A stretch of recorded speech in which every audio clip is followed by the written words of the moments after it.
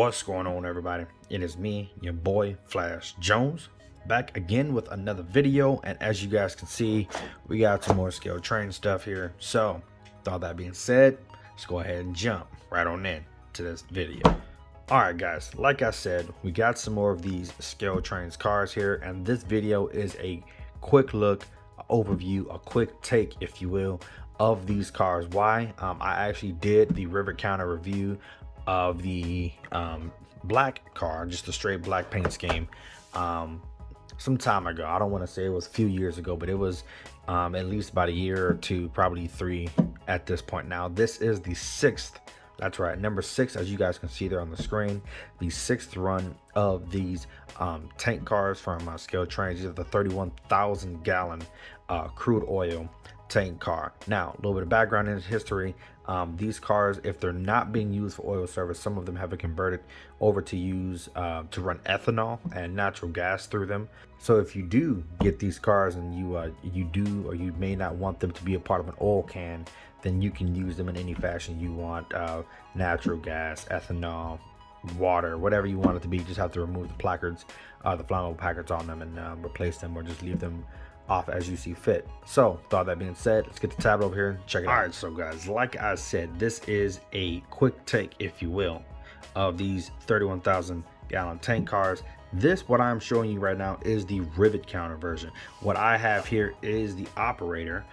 Primarily I did buy 12 of these. I did buy 6 in the black and 6 with the white with the black stripe. Now I'm showing you this rivet counter version just to get you guys a little bit of dope on it. Of course, if you do buy these outright and you buy less than 12, you're looking at 42 bucks a pop.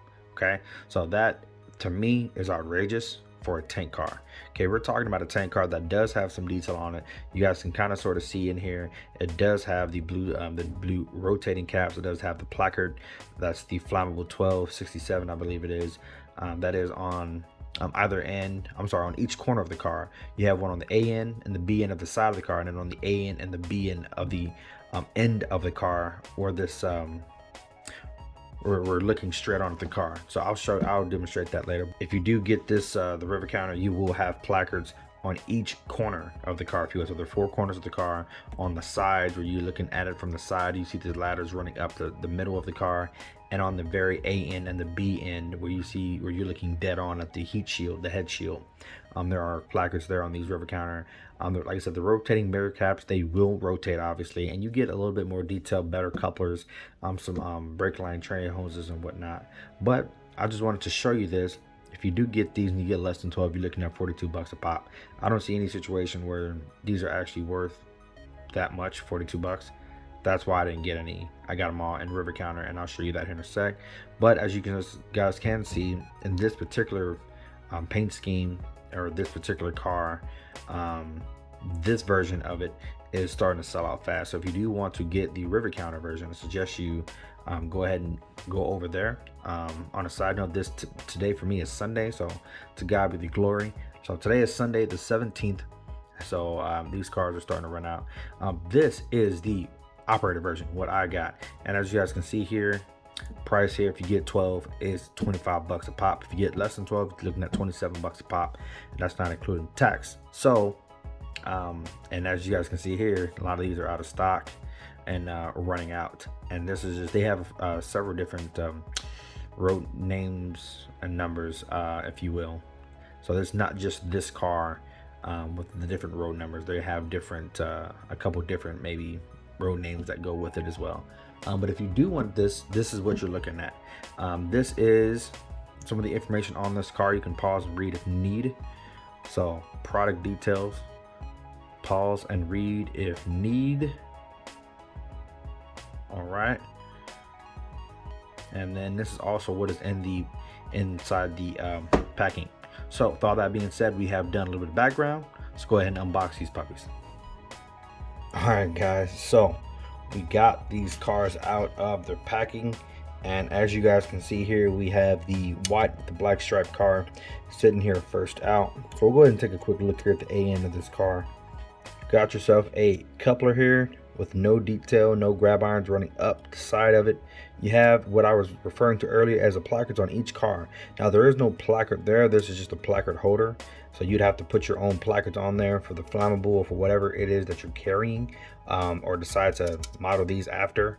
But you do have your coupler here, no brake line train hose, it's not even a magnetic glad hand on these couplers here, but it is a brown, I'm gonna guess is a knuckle, a shelf coupler.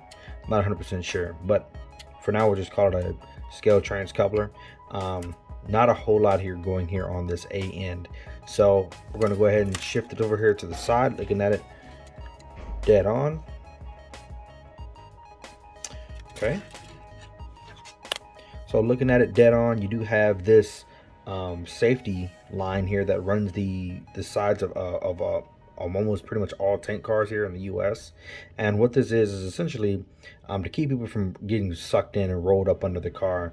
If you're walking beside these cars, you would grab onto this bar to help stabilize yourself and keep your balance, and to keep from easily getting rolled up under the car, because obviously, you know, with it being a cylinder, once you get beyond a certain level, beyond a certain point on these cars, you're pretty much right in line with the wheels and the trucks. So that's what these lines are. You do have a nice ladder running up the side of the car up to the manhole cover here. You do get some additional detail, and I'll show you guys that here in a second. Nice how they match the paint with where the white ends and starts, and or where I should say the black starts and stops, with this safety bar that does run the side. This is not metal, this is plastic. As you guys can kind of see here, it is pretty wobbly, pretty loose. So you're gonna definitely want to be careful with it. It's not sturdy, not even slightly. So it is pretty fine detail, so you want to be definitely careful with that.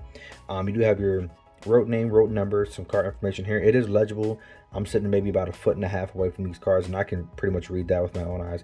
I can't make it out 100%. I know that says LD limit and then LT, WT, and then there's a bunch of little tiny little numbers in here. I can't really make them out with my eyes sitting from where I am, but it is legible if I were to bring that up to my face. Let's go ahead and shift this over here to the looking here at the B end. You do have a brake wheel with a brake chain. You do have your not extra metal. This is a plastic walkway here. No grabs. You do have the handbar with a stirrup. I should have mentioned that on the A end. You have stirrups on each corner with the one grab iron that spans the walkway platform, and you do have another coupler here. You can kind of make out here your air reservoir, and you have another placard there off the side. You also have another placard here, right here as well, just above that walkway platform. Okay, so I did zoom in here so we can kind of make out some of this detail.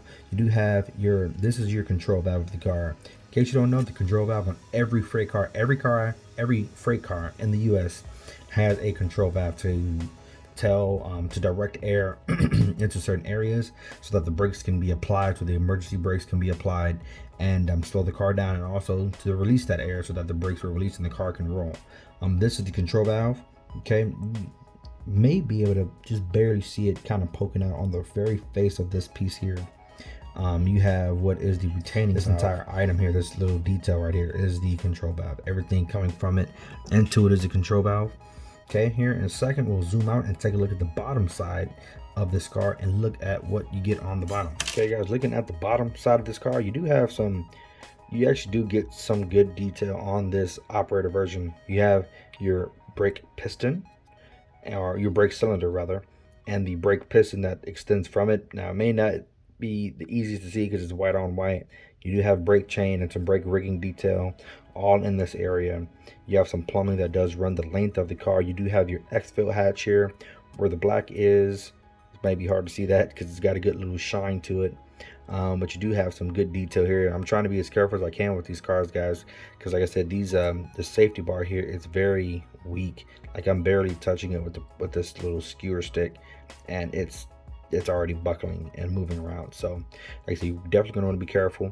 You do get your trucks here, as you guys can see. These do rotate good. You may not be able to tell there on camera, but the wheels, they do roll freely. Just sitting here on the table, car wanted to run away on me. So that's the most of it that you're going to get on this car. Now looking really quick at the top of this car, you do get your manhole cover. that, from my understanding, will not open. And then you have whatever this piece is. I don't know exactly what this is on the tank, but I do know to fill this up, you got to open that up, and I think you have to vent this part open so that you can add your liquids in without so that the air can escape as well. So you do get just a little bit of detail up top there, not a whole lot, but that is for the most part all you get with this car. Okay guys, now we have the black version of this. This is the GADX version. This is just the straight black, your standard looking tank car here, which is what you mainly see running on the rails, whether it is a oil can car, whether it's a natural gas car or ethanol car, whatever have you. This is what you typically will see out on the rail in most mixed freight trains, and all the same detail here as well. You have most of all that same detail here, guys, as I was saying. You have your trucks with the rotating bearing caps that do not rotate. So yeah, you definitely gonna have to go to rivet counter or do something else to get your rotating bearing caps. But you do have the same safety beam running down the side, and as you guys can see, again, these are loose as well. You have your side ladder, your placard holder here on the far end. This is the A end over here, but all of the same detail here. Quick look at the top, quick look at that B end.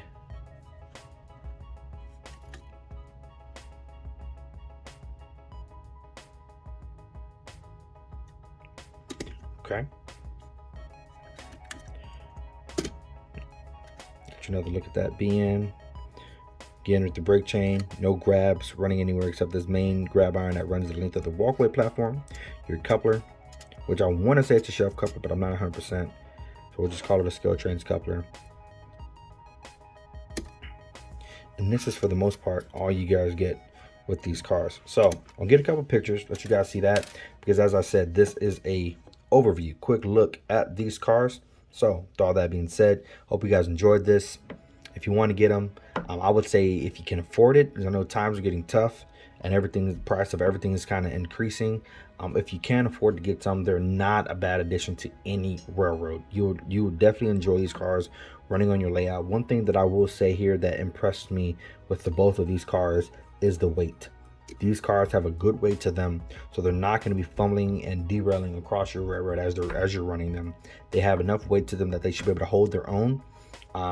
Only thing is you may want to put some better couplers on there, but these are still pretty decent couplers. They're not metal. I want to say that they are plastic. I don't think they're metal, but regardless of that, these cars will be a great addition to any layout, whether you make it an oil can or make it a part of some unit train, or if you just throw them part of any mixed freight train. Whatever you guys decide, these will look good with.